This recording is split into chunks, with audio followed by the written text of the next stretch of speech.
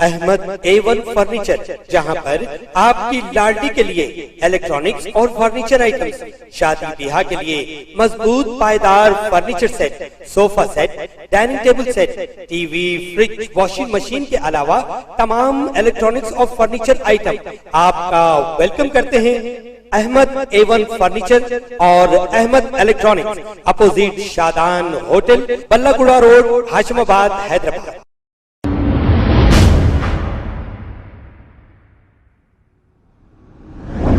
अस्सलाम वालेकुम नाजरीन, 7H न्यूज में आपका इस्तकबाल है।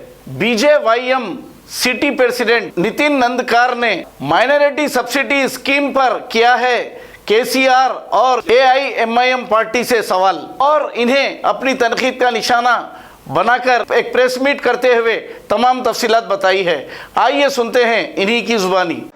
आज माइनॉरिटीज़ को लेकर ये प्रेस कॉन्फ्रेंस की जा रही है, जिसमें सेंट्रल गवर्नमेंट की तरफ से अब तक 1700 करोड़ रुपए तेलंगाना गवर्नमेंट को आए, लेकिन पिछले कई सालों से माइनॉरिटीज़ के नाम पर सेंट्रल से तो पैसा आ रहा, लेकिन स्टेट को जो पैसा आ रहा वो माइनॉरिटीज़ की तरफ नहीं आ रहा। आज मेरा सवाल, जो तेलंगाना की सरकार 2 लाख रुपए स्कीम के नाम पर तेलंगाना में रिलीज करने का काम कर रही है, मैं तेलंगाना की सरकार से पूछना चाहता हूं कि अब तक 2 दिन में 80,000 से ज्यादा एप्लीकेशंस माइनॉरिटी के नाम से आए। पिछले 4-5 दिन से लगभग 1.5 लाख एप्लीकेशंस आए, लेकिन वो 1.5 लाख एप्लीकेशंस आए, उसमें एक एप्लीकेशंस को 350 रुपीज ले रहे, और दूसरे कई भी फॉर्म्स हैं उसको तमाम पैसों को भरकर 500 से 1000 रुपए वहां पर एप्लीकेशंस को दिया जा रहा है। और दूसरी बात, 1 लाख रुपए देने वाले को 20,000 रुपए ले रहे, 2 लाख रुपए देने वाले को 30,000 रुपए की डीडी पहले ही सरकार उनसे पूछ रही है। मेरा सीधा सीधा सवाल यही है कि ये जो पैसे जनता को आना चाहिए सेंट्रल की तरफ से, अगर central government, Bharatiya Janata party को, ये हमारी भी डिमांड है, सीधे सीधे जिस तरह से कोरोना के टाइम पे ये जो पैसा 1500 रुपए के हिसाब से गवर्नमेंट जनता के बीच में डाल रही थी, उसी तरह से ये पैसा अगर माइनॉरिटीज हो या आम जनता के बीच में अगर ये पैसा आएगा तो सीधे सीधे जनता के बीच में पैसा आएगा। लेकिन ऐसा अब तक होने वाला नहीं है।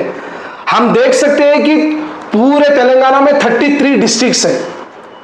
33 डिस्ट्रिक्ट में हमारे ग्रेटर हैदराबाद में 21 एमएलए है। अगर 21 एमएलए के माध्यम से अगर हम देखेंगे, एक असेंबली में 1500 लोगों को पैसा देने की बात कर रहे, लेकिन अगर हम ऐसा देखेंगे तो जनवरी तक 1.5 लाख एप्लीकेशंस पूरे आएंगे।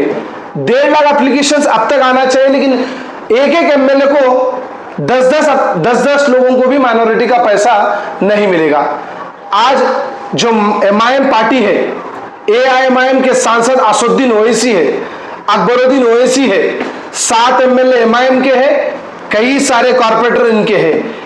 ये जो आवाज माइनॉरिटी की जो बात करने का है, MIM पार्टी करना चाहिए, लेकिन मजलिस पार्टी तेलंगाना की सरकार के गोद में बैठी हुई है और तेलंगाना की सरकार मजलिस पार्टी के गोद में बैठी हुई है।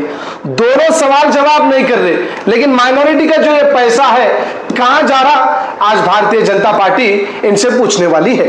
वैसे तो हर सेंट्रल गवर्नमेंट की स्कीम डायरेक्ट जनता के बीच में जाना ये सेंट्रल गवर्नमेंट का हिस्सा है, लेकिन हम देख सकते हैं कि आयुष्मान भारत, जो कि 5 लाख रुपए का स्कीम है, किसी भी परिवार को किसी भी तरीके का दिक्कत होती है तो वो सीधे सीधे 5 लाख रुपए आम इंसान को मिलते हैं, लेकिन तेलंगाना की सरकार ऐसे स्कीम्स को भी तेलंगाना में आने से रोक रही थी। बंगाल में भी इसी तरह से हुआ। भारतीय जनता पार्टी जो है तमाम जो स्कीम्स है जनता के बीच में डायरेक्ट देना चाह रही है, लेकिन स्टेट गवर्नमेंट इसको रोककर डाइवर्ट करने की कोशिश कर रही है।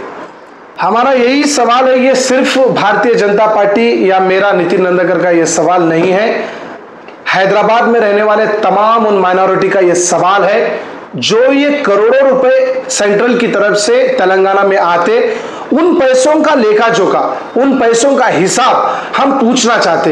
वो पैसे कहां पर जा रहे, किन चीजों को लग रहे हैं पैसे, इन तमाम चीजों की जानकारी तेलंगाना की सरकार उन तमाम माइनॉरिटीज को देना जरूरी है। और साथ ही साथ तेलंगाना की सरकार जिस तरह से माइनॉरिटीज धर्म के बीच में या जातीय नाम कर इस तरह का जो पैसों का जो स्कीम्स ला रहे, मुझे लगता है कि तेलंगाना में लाखों करोड़ों युवा आज बेरोजगार है। कई सारे लोग डिग्री करे, ग्रेजुएशन कर कर भी जोमैटो और स्विगी जैसे संस्थाओं में काम कर कर नौकरियां कर रहे। मुझे लगता है कि तेलंगाना के लिए बड़े दुर्भाग्यपूर्ण की बात है। जो बंगारू तेलंगाना की सरकार की तरफ से किया गया था, और जो मजलिस पार्टी जो सवाल उठाती है कि हम माइनॉरिटीज का काम करेंगे, मुझे लगता है कि माइनॉरिटीज के लिए सिर्फ मजलिस पार्टी इलेक्शन के टाइम ही काम आती है, उसके बावजूद उनको हक की आवाज के लिए कभी बात करने के लिए तैयार नहीं है।